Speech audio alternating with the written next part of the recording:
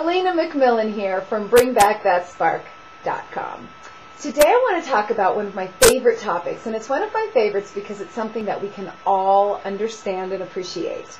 It's called There's Always a Train Headed to Crazytown. And what I mean by that is that there is always an opportunity to feel insecure or not quite ourselves, to second guess ourselves, second guess our partner or our relationships.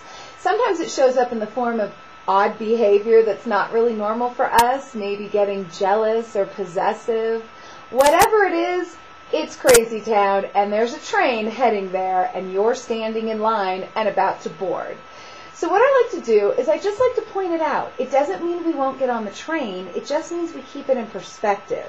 When I find myself not in a place of power, second-guessing things myself or people around me, I recognize that I am standing in line getting ready to board the train.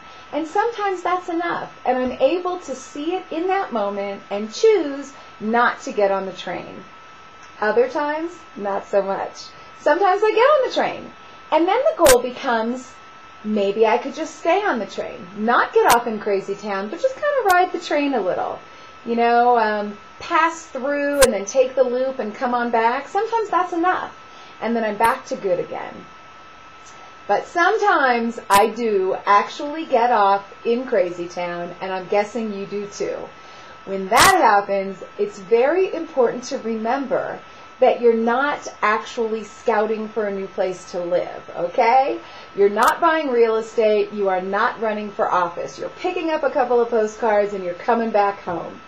But when we can see it in that perspective, when we can recognize it as like a trip that we're taking rather than who we are, we can have it be a lot less personal. See, there's always a train coming. It isn't personal. In fact, it's just sort of a train schedule.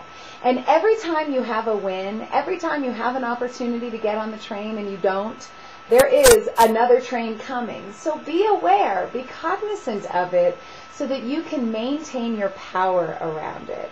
Sometimes I actually choose to get on the train on purpose. I just don't want to be all that powerful right now. I want to be a little whiny or a little complainy. I just make sure that I do it for a very small period of time. Hopefully, that will help give you some perspective around the train to Crazytown, so the next time you're headed there, you can recognize what you're doing and that it doesn't really mean anything.